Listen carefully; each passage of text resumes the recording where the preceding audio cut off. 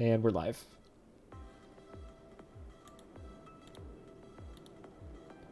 Well, alrighty then. Alright. Oh, do you see yourself? Oh shit, I'm not muted. You're about to hear me again. Oh, smart. I should have done that.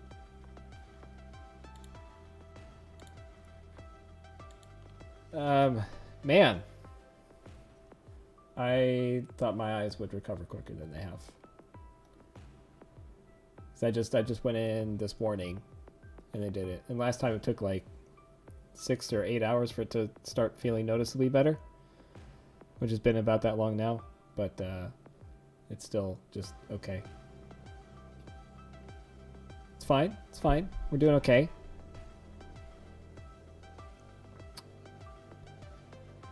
No, I think I can cover everything I need to. I see Stream Elements is going ahead and making their voice heard. Oh shoot, my mother won't be able to attend. She's helping friends move. And well, let's see, let me go through my checklist here.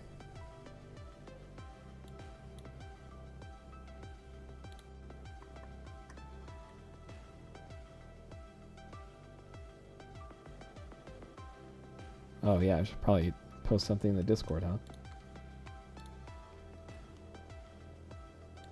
For all 3 people in there.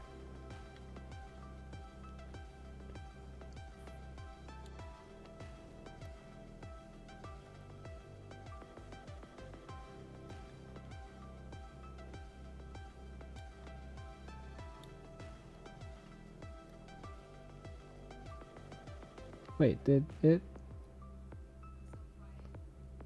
What? No. Oh. You're quiet, David.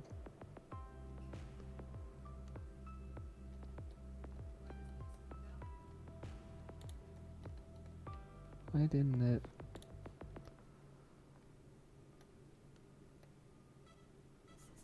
Jesus Christ. I don't like that.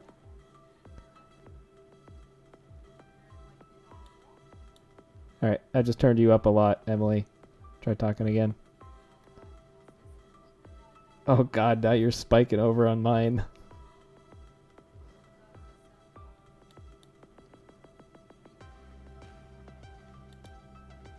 Listen, Davey, I don't know what to tell you. It looks fine on my end, so it's definitely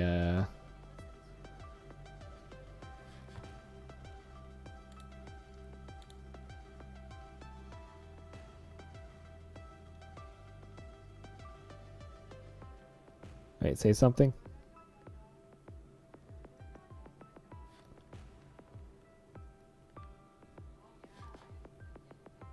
Yeah. Okay. Hold on. We're gonna figure her out.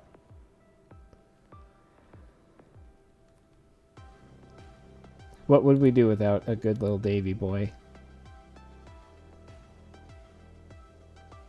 I don't understand why. It's not your problem, because it's like you have an audio form here, but I don't know why David can't hear you.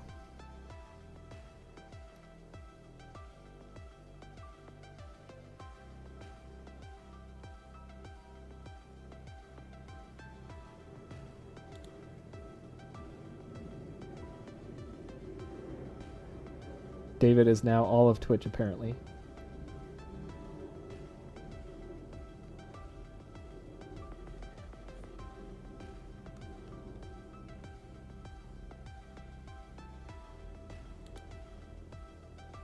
Yeah, I don't know why.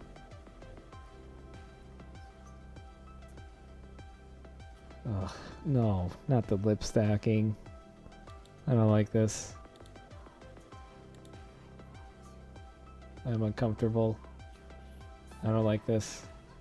Not one bit.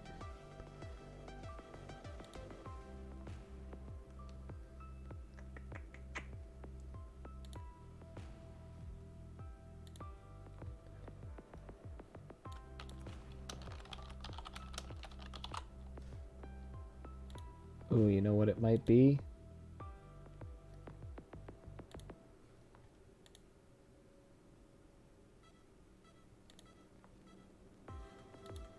Emily, try talking again.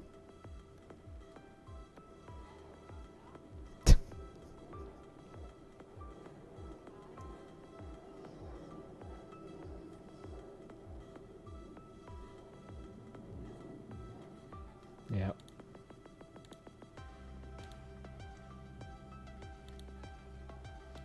I don't like David's suggestion. I read it and ignored it. Oh, what's that doing?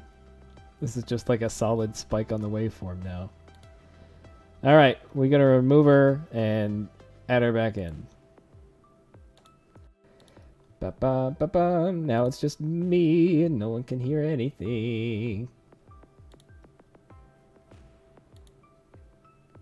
What a great idea.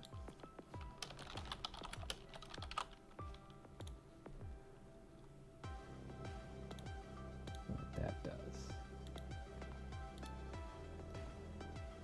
Alright, Emily, give it another shot. Okay, that's a big gator. What? Okay. Yay, okay, Yay. I can hear myself. Yay!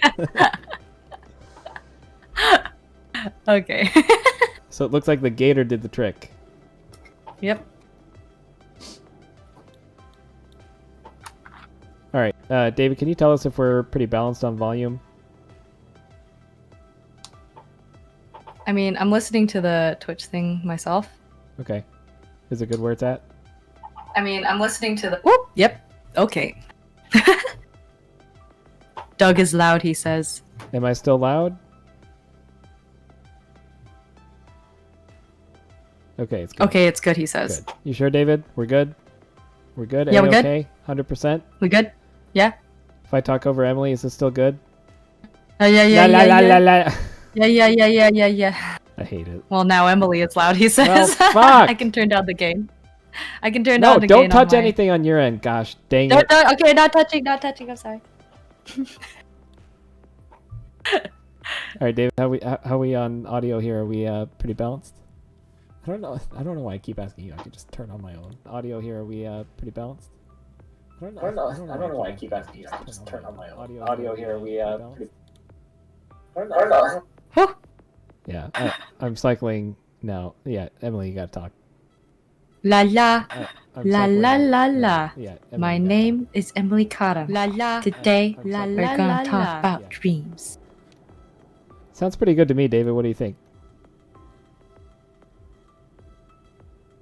Is Emily still loud? No, we wait. It'll do.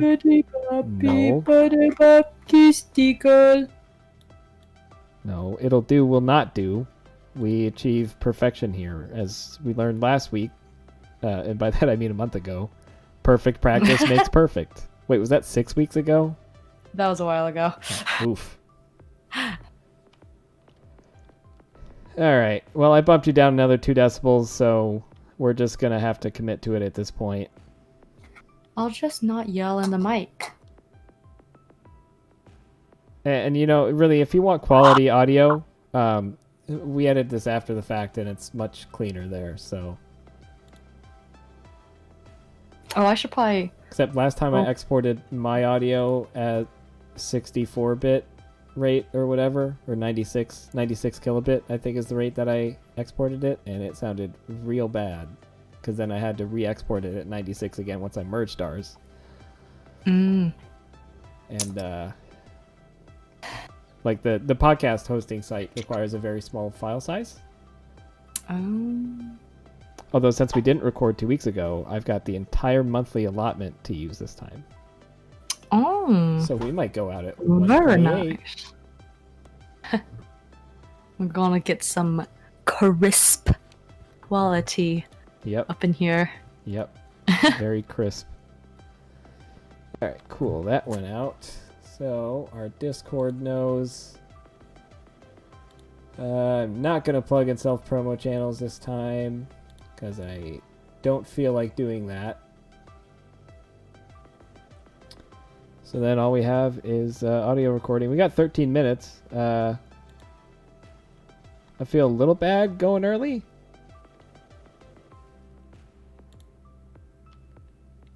But I don't know if our audience is going to be bigger than David today, so.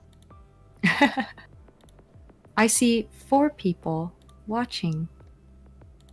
Well, I think I'm one of them. Oh, 3. Down to 3. Oh. We lost him. I can't read any of these names, but I'm sure someone's in there. Hello, everybody. We're professionals, and my eyes are not broken.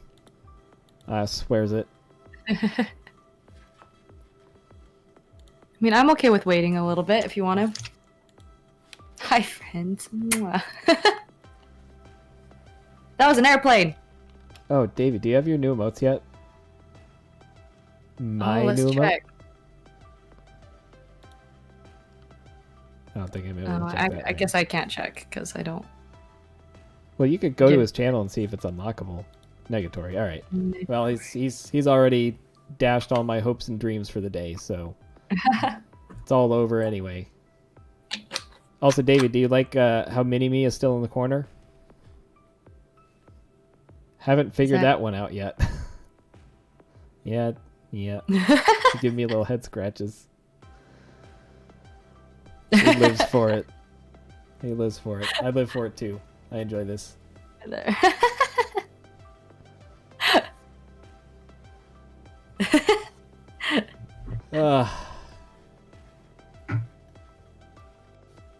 Also, Just waiting. I don't know if you've been in the document lately, but I did add a teaser for next episode. Oh.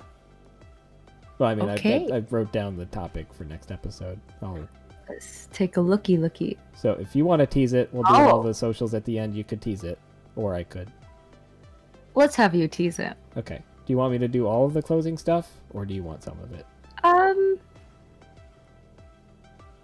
You can close it. David, it's mirrored because my video has to be mirrored so I can see myself, but the one that Emily sees is normal, which is what I see in the bottom right corner, which is confusing to say the least. Yeah. Just don't pay attention to it. Don't worry about it. It's fine. It's for me because I would go crazy otherwise.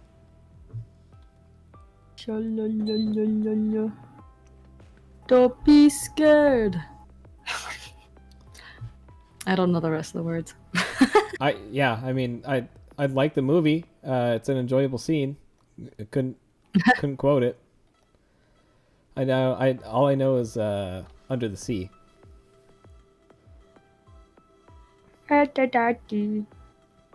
Darling, it's better down where it's wetter. Take it from me. Up on the shore they work all day. Out in the sun they slave away. Oh, while we devoting full time to floating under the sea. There goes DMC. Yep.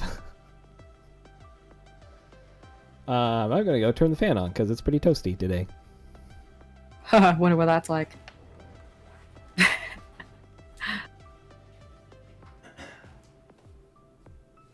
What I do, dig? The lute played the flute, the cop played the harp, the bass played the bass, and they sounded sharp. No, David, I did not lose power. Not even for a minute. Did lose water for about 6 hours, but that was it. Oh. There was a small leak in our building, so they had to close it off and patch that up. But they were able to achieve that pretty quickly and then turn the water back on. So we got through it all right.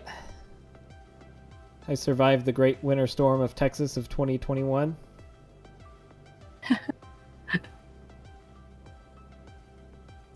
I don't know if you read about the really high electric bills that some people had because they do like the wholesale electricity where you just pay whatever the going rate for electricity is. You're not fixed on a rate.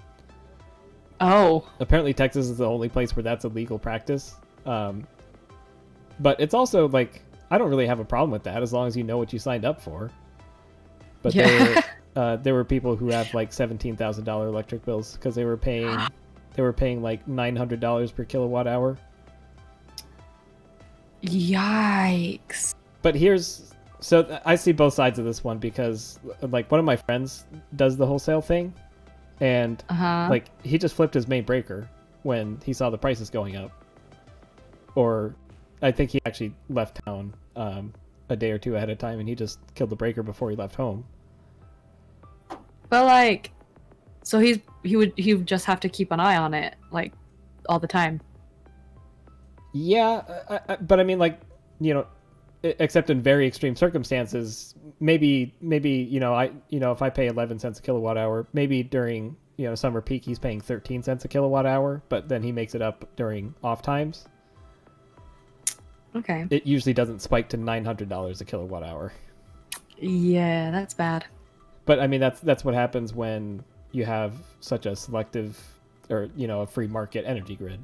Now, the thing that I think should be in place is that you should be able to set a limit for how much you're willing to pay for your electricity. Yeah, I was gonna say, is there not like, because that's ridiculous. Yeah, like anything, you should know the price of what you're buying up front. So I don't know if that exists. And then yeah, you just need to have transparency there, and I think there does need to be a cap on how much they can charge as well, or something negotiated in. Yeah, it's just the unexpectedness of the $17,000 is what bugs me. That's pretty bad. Your video just froze, so. Huh?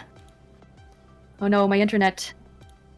Oh. Do you want to try killing video and starting again? Oh, hey, look. Sure. Do you want me to just like hang up and then call again? No, you should be able to just turn off camera because I can hear you fine. Turn off camera. Oh, now you're there. Oh. Bye. Okay, and then I'm not a weeb. There you go. A little bit of a weeb.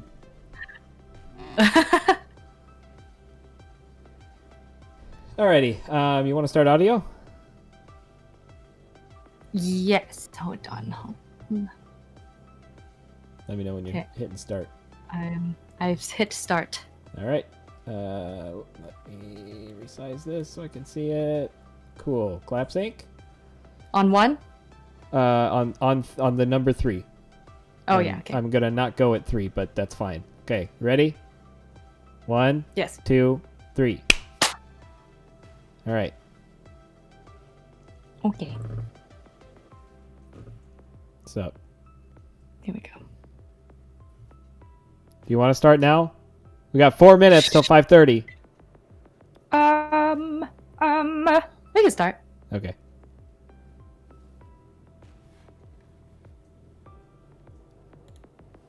Alrighty. Hold on. There we go.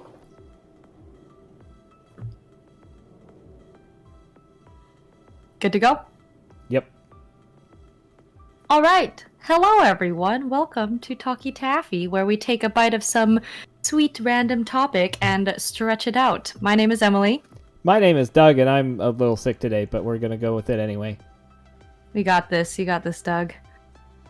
So, today's topic is going to be about dreams. And I don't know about you, but I am one of those people who dreams on the nightly. Like, I wake up almost every morning and I can remember basically everything that's happened in the previous night dream.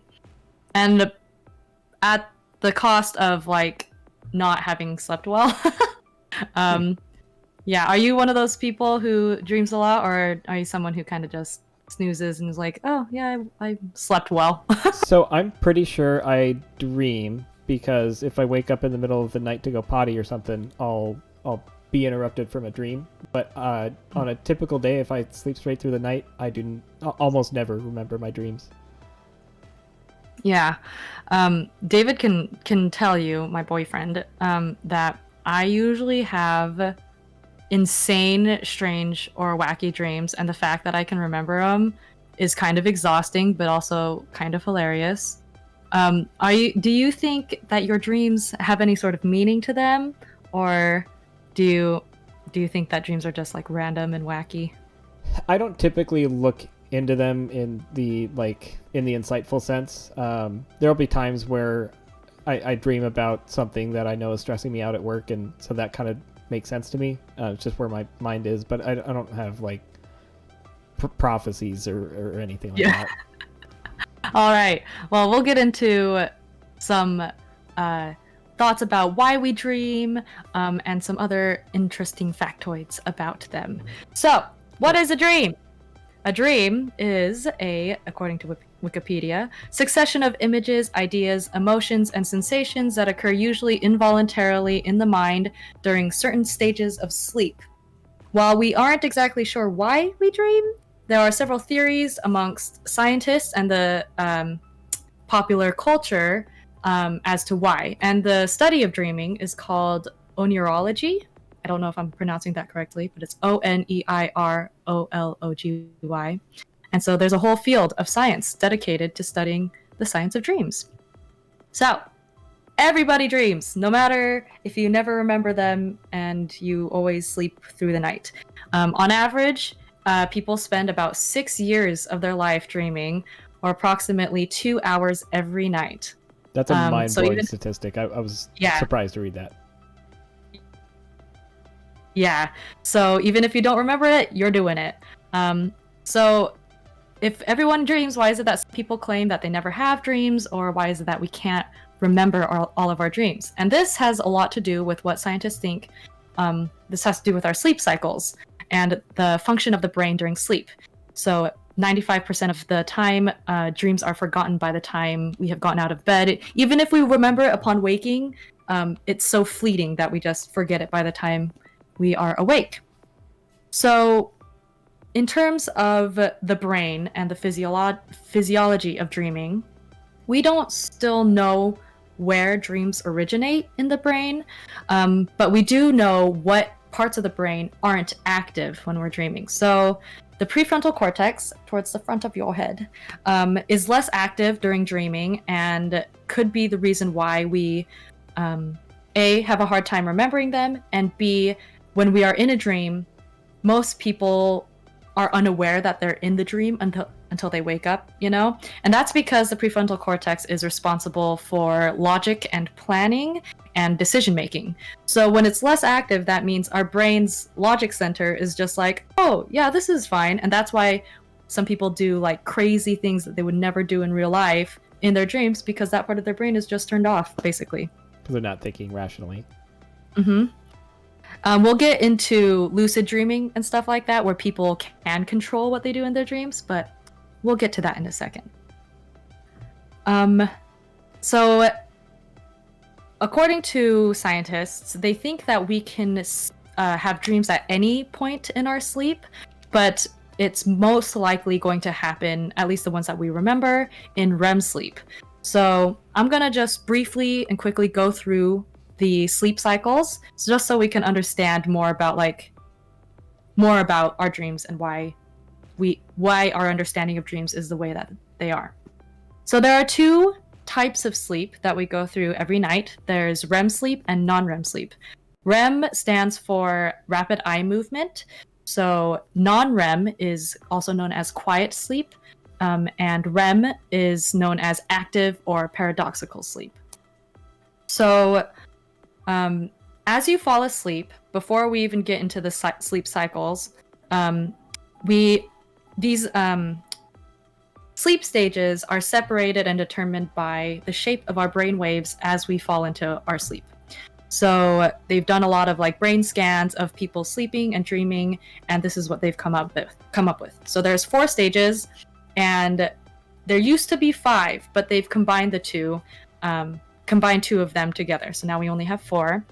So while you're falling asleep, our brain emits beta waves, which are small and fast, And as the brain slows down and relaxes, we emit alpha waves, which are just a bit slower. So we're not quite asleep, but we occasionally have extremely vivid, strange sensations called hypnagogic hallucinations, which can be, feelings of falling, hearing someone call their name. And this is also where people commonly experience the myoclonic jerk, which is when someone startles awake for seemingly no reason at all. So I get this a lot when I'm falling asleep, where it feels like I'm falling and then I've landed in my bed and it startles me awake. That's how I experience it anyways. And it's funny because David pretty regularly actually goes through these certain body twitches and sometimes jerks and as he's falling asleep. So it's interesting to read these stages of sleep and observe it in another person because I tend to take longer to fall asleep. So first stage of sleep is non-REM, and it's your transition from wake to sleep. Your brain is emitting high amplitude theta waves, which are very, very slow. And this stage of sleep only lasts about 5 to 10 minutes long. And if you wake someone in this stage of sleep, most people would be like, oh, I wasn't really asleep. I was just, dozing, Oh, interesting. Yeah, so that's the kind of sleep I would do in class, I would be like, oh yeah, I'm listening. Oh, I see what you're saying. That's the 5-minute micro nap. Yeah, so that's this stage of sleep. So the second stage is also non-REM. It is 20 minutes long, about. This is when you become less aware of your surroundings, your body temperature is starting to drop, your breath and heartbeat start to regulate, and your brain is emitting rapid rhythmic waves called sleep spindles. And people spend about 50% of their total sleep in this second phase of sleep. Then we get to the third stage, which is also, again, non-REM. Your muscles are relaxed, your blood pressure and breath drops, and this is the deepest sleep that you can get into. So your brain is emitting deep, slow delta waves, and this is where the environment around you fails to generate a response. So if someone's talking to you, you're out. You're not hearing any of it. And interestingly enough, sleepwalking is most likely to happen in this stage. So that's because the stage in our sleep where we become immobilized is not during this phase of sleep. It's actually in REM sleep, the next stage, where your body emits the hormone that paralyzes you, basically. And this also could explain why when you talk to a sleepwalker, they don't, if they've dreamt that night, their sleepwalking or sleep talking has little or anything to do with what they dreamt with. Because they're actually very different phases of sleep. That's what we refer so to the fourth as and final stage of sleep. Night David is this entire other being who has some insane thoughts and has discussions that are inexplicable. But the funniest thing I have to say, I'm sorry, David, but we were doing rehearsals for an opera, and it was in Italian, and we had been rehearsing this Italian like crazy, and one night David had fallen asleep. He'd been asleep for about 30 minutes, and he jerks what I thought was awake and starts spitting out angry Italian. And I had no idea what he was saying, but it was some of the cleanest Italian diction I've ever heard in my life. And then he just stopped and then rolled over and went back to sleep. It was the funniest thing ever. But That's funny. So the final stage of sleep is REM. And this is where we are most likely to dream in the popular sense. So your brain becomes more active, your body is immobilized, your eyes are moving physically rapidly, and you have an increased breath rate. 20% of sleep happens here usually, and this is where we usually enter REM sleep, the first one, around 90 minutes after we've fallen asleep. Adults need about 4 to 5 cycles per night, which is around 6 to 9 hours of sleep. But it's also important to note that sleep does not progress through stages 1 through 4 in sequence. Sleep begins in stage 1, progresses into stage 2, and then 3, and then after 3 it goes to 2, and then 3, 4. So it's like 1, 2, 3, 2, 3, 1, 2, 3, 1, 2, 3, 1, basically until you wake up. David's asking if increased breath rate refers to the rate of breaths or the size of the breaths. Oh, rate of breath. Okay. So you're breathing faster. Is that kind of normal? Like a normal respiration rate when you're in REM sleep? It's kind of like, because my understanding of REM sleep is that it's basically like you're living and existing in the world like normal. It's just in your head. Yeah. So at least compared to your deepest sleep, stage 3, your breath will increase. Okay. Emily, won't be. I'm sorry, your internet's cutting out a lot, but right now you're doing okay. Okay. Just I don't know. Yell at me in chat or something if I'm cutting out too much. You're okay. So once REM sleep is over, the body usually returns to stage 2 sleep, and then we cycle through this 3 or 4 times a night until we wake up. So how long are dreams typically? Most dreams only last from 5 to 20 minutes each for each separate dream.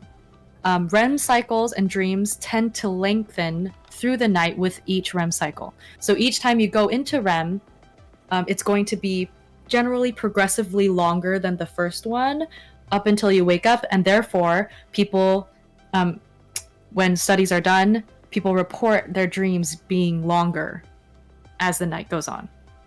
Interesting.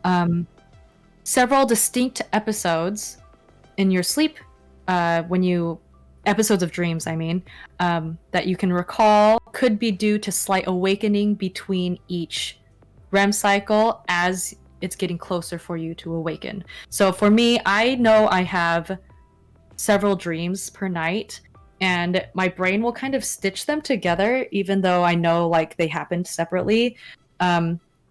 Simply because I'll like have a dream, and then there'll be like a blank space, and then there'll be another dream that is completely different from the other one. So I'm according to what I'm reading, I suspect those are different REM cycles happening together.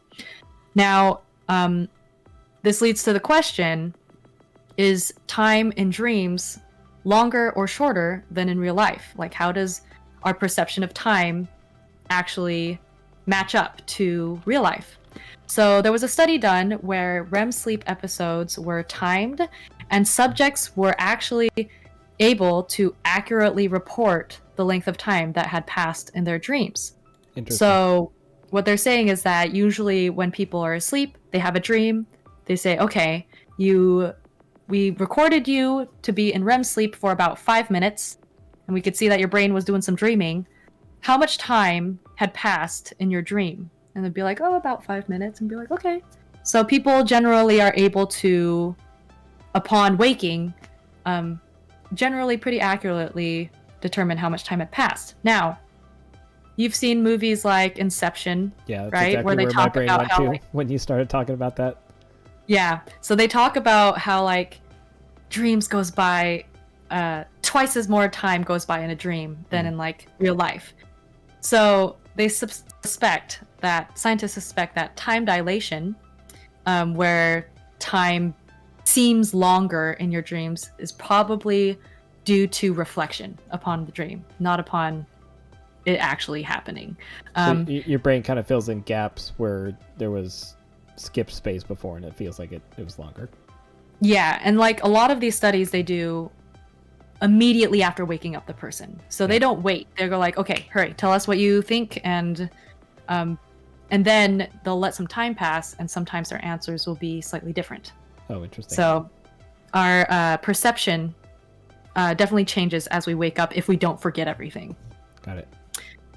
So dream recall usually goes from 50% after the first REM cycle. So the first REM cycle dream, only about 50% of people, if they're woken up immediately after their first REM cycle, remember their dream, to 99% after the last REM cycle. So you're most likely to remember your most recent dream before waking up than you are your first one, which kind of makes sense. This results in people remembering more intense imagery, colors, emotion in their last dream than their first dream. Let's see. So, why do we dream? Have any fun theories as to why we dream? Just kind of what I've heard tangentially from studies or whatever throughout the years. That I guess it's supposed to like rearrange the thoughts on our brain so it makes our day-to-day brain patterns make sense. Yeah.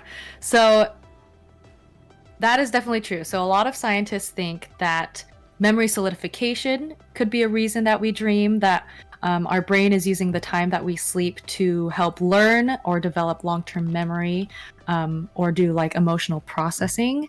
It's also important to note that, especially in popular culture, and what we see in like movies and things like that, a lot of what we get in terms of interpreting dreams comes from Sigmund Freud, a psychologist from the early 1900s and late 1800s. In 1899, he wrote The Interpretation of Dreams, where he suspected that dreams were manifestations of our deepest desires and anxieties, or repressed childhood memories and obsessions. And he also thought that every dream topic was a release of sexual tension, which, that's pretty on brand for Freud. Yeah. But we see a lot of this like dream interpretation thing a lot in like popular culture, where you can see like, oh, well, if you dreamt about your teeth falling out, you're secretly feeling that you're losing control of your life, or things like that. We see that a lot in popular culture,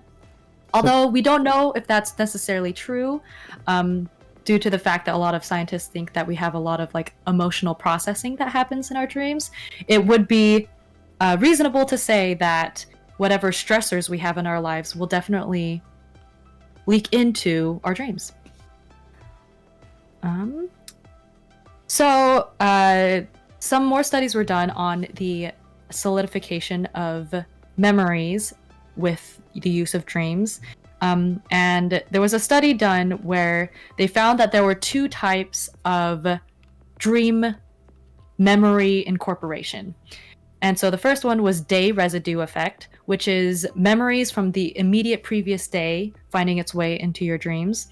And then the dream lag effect, where it's delayed by about a week. So memories that were formed about a week ago would be making its way into your dreams about 7 days later. The processing of memories into dreams takes about 7 days, is what they're finding. And most dreams contain autobiographical features. So we often see a lot of things that we see in reality incorporated into our dreams, including people, events, and things that have actually happened to you.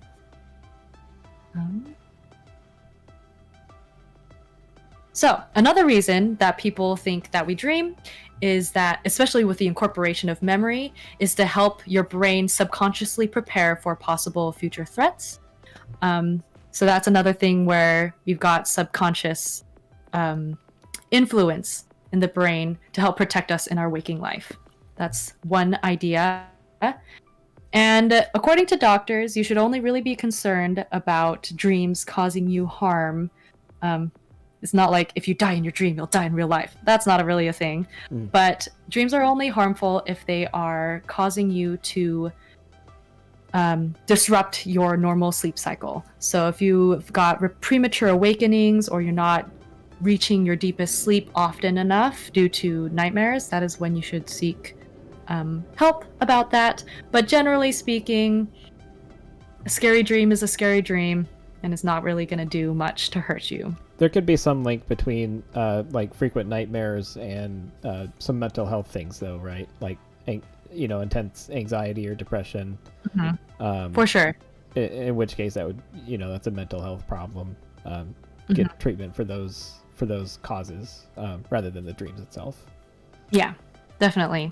And I mean, children, when it comes to like nightmares and stuff like that, are actually more prone to experiencing nightmares, probably because their brains haven't formed completely, their prefrontal cortexes haven't quite had time to develop all the way, and so they can't they have a harder time separating fantasy from reality. And so children are more prone to having nightmares. So actually, some other fun facts about dreams are that, as many people suspect, it is likely that animals do dream. So when you see your dog running in its sleep or your cat eating food in its sleep, it's probably because they are. Animals experience, or at least mammals, experience the same REM and non-REM cycles as we do. So they might be slightly different, but they do experience rapid eye movement and non-rapid eye movement sleep. Blind people do dream. Dreams for them may have more other sensory components that are stronger, but the visual parts of the brain can still activate even in people who have been blind since birth.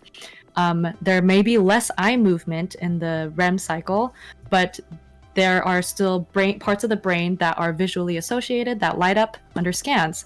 So that's interesting, and especially because when it comes to evolution and the brain, maybe humans are just pre-wired to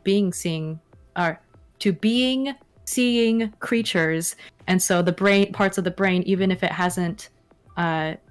person is blind, may still activate while they're sleeping. That's interesting. I've always found that one very interesting because that's just a genetic feature is the sense of vision, and how that still passes through even if there's some sort of physical or neurological problem that prevents vision in the real world. Yeah. Speaking of seeing in your dreams, so not all dreams have to be in color. Actually, with the advent of color television, people start dreaming more often in color. But before that, when there was black and white TV, more people actually reported seeing their dreams in black and white. So that goes to show that the media that we consume really can have an influence on our dreams, even to the point of determining what colors we see. I wonder if that has to do with suspension of disbelief. If as you're watching a show, if you're one of these people that more easily gets into the plot of the show and can get absorbed in it, and forget about the real world around you, I wonder if those people are more inclined to see these shows in the same format. So in this example, black and white, I wonder if there's a strong correlation there. Yeah, that's a really interesting thought, but I mean, that makes sense to me. So people also, upon waking, will be presented with a chart when they're doing these sleep studies, and they have them point to what colors stand out to them in terms of what they saw in their dreams. And it turns out that soft pastels are the most common colors that have been reported. That could be because when you wake up, your memory is kind of foggy anyways, but they do say the more vivid the dream, the brighter the colors, but soft pastels are more likely to be reported. Interesting. Now, do men and women dream differently? So, according to studies, women tend to have slightly longer dreams with more characters in them, and men are 2 times more likely than women to dream about other men than women, whereas women are more likely to dream about both genders equally. So that's a little interesting tidbit. Way to go, men. Maybe we got some Freudian things going on where everyone secretly wants to. I do wonder what causes that. Thank you for your implications there. That was very Freudian of you to suggest. I do really wonder what causes that, though. If evolutionarily speaking, if men were just more likely to be spending their days with men, I don't know. That one intrigues me a lot. Yeah, and a part of me is mammals tend to be, at least with wolves, and this is me just flying off the handle here, but wolves or even cats, really territorial, and sometimes it's usually between specific like lions is what I would specifically think of. They get really territorial amongst males. Yeah. And a part of me wonders if so there's some sort of evolutionary thing in our brain that perceives other members of our sex as a threat. And that leads me to another another tidbit, which was that negative emotions have been the most commonly reported in dreams.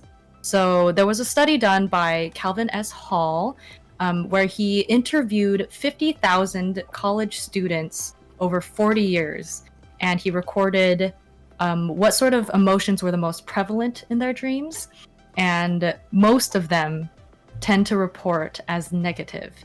So feelings of aggression, stress, etc. tend to be the most remembered aspects of people's dreams. Although I do question this one a little bit personally, because his demographic that he did target was a very stressed out demographic. It's college students usually are worried about like grades, student debt, scholarships, social life, things like that. And I feel like maybe it would be interesting to see what sort of emotions he would get out of like a retirement home or, elementary school kids and things like that, and what sort of emotions would be most prevalent in those age groups. David agrees with you, by the way. He does point out that college students are mostly a mess. Or usually a mess. So, yeah, that checks out. I could see how there's a correlation there just based on the population in the survey, in the study. Yeah, definitely. So, we get...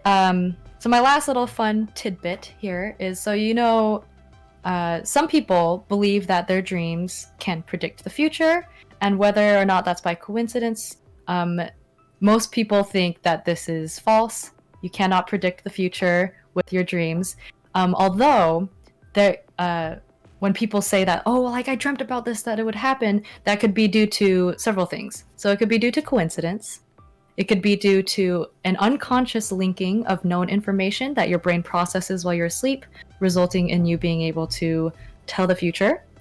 It could also be hindsight bias, in which you believe that, I dreamt about it, therefore it must be that I was telling the future. Or it could just be that you have a bad memory and you associated what's currently happening with you to your dreams. So no, it's not currently scientifically proven that you can tell the future with your dreams. I've experienced this phenomenon very intensely at different times. For whatever reason, it always seems to be in the bathroom that these things come to me, and I wonder, and I think that actually does play into it, because if you think about the bathroom at school or like at a hockey game, it's happened as well, and like obviously this stands out so much that I can remember 2 specific times that this has happened.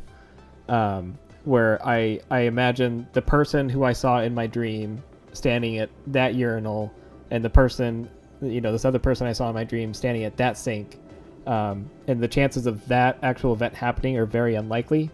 However, I think, like I said, it's a mixture of the last 2 things that you said, where I create the situation artificially in my head, and I just plain don't remember the dream exactly right. He was actually standing at that urinal, not this one. Or it was someone who looked similar from behind or whatever. But yeah, I've had this very strong sense of deja vu before, where I'm convinced, at least in the moment, that it is absolutely something I predicted. Now, if I were to predict things in my dreams, predicting who's in the bathroom when is not like the biggest superpower. So I don't know what to do with this. Maybe you're supposed to meet someone really, really important at those urinals. I guess. Yeah, it must be the bathroom prophecy. I'm the bathroom prophet or something. I don't know. Yeah. So, to close out, so I tend to naturally remember my dreams a lot, but given enough time and space between the dream, I will, like most people, forget it.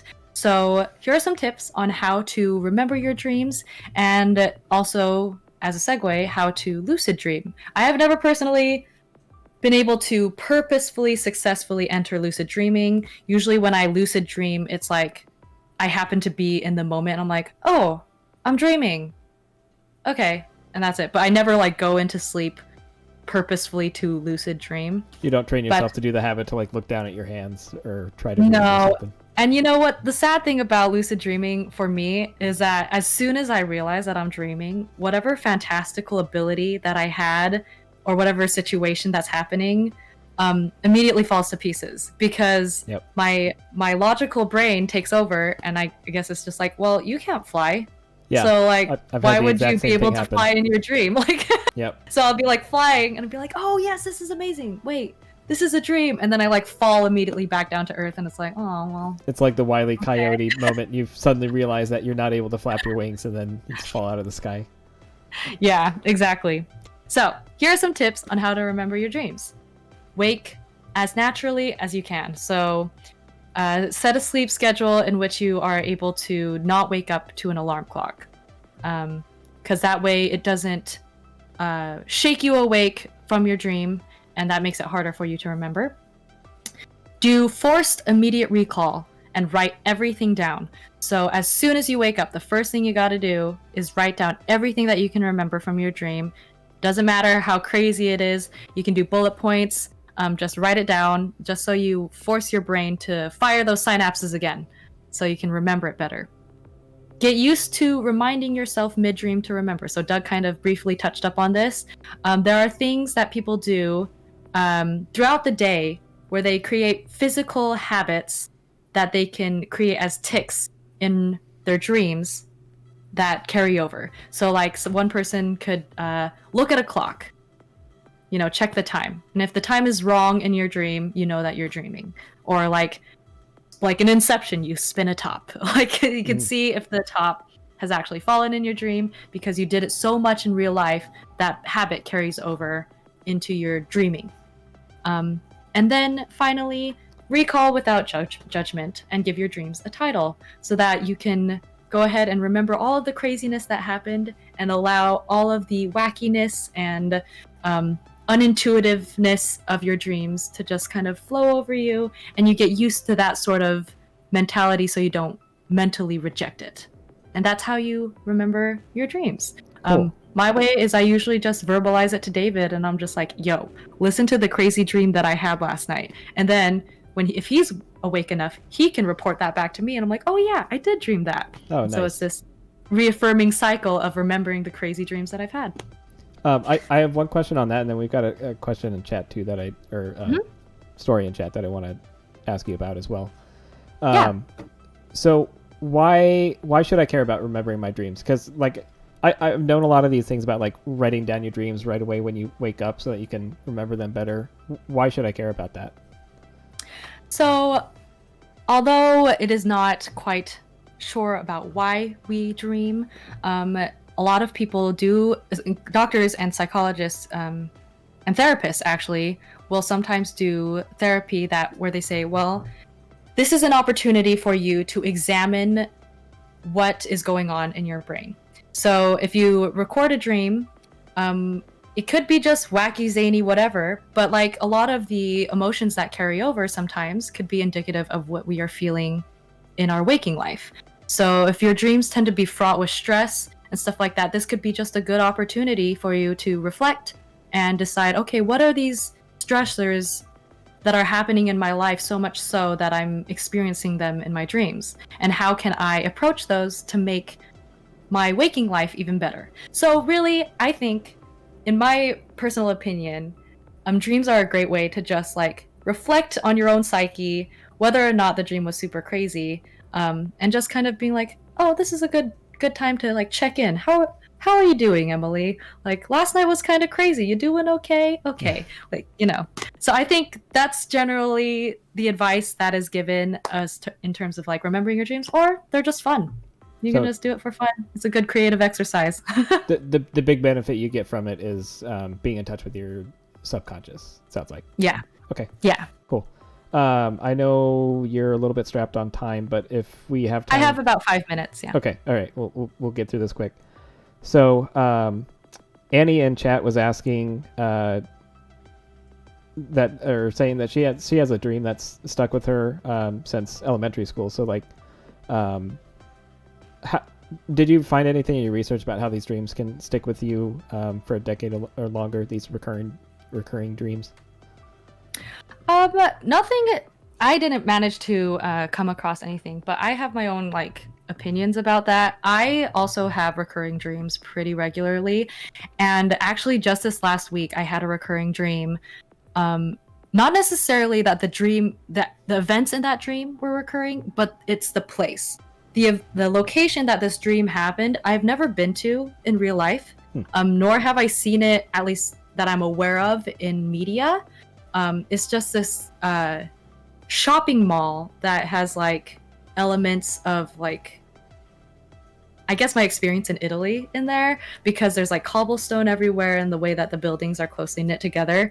And I regularly go back to that location in my dreams.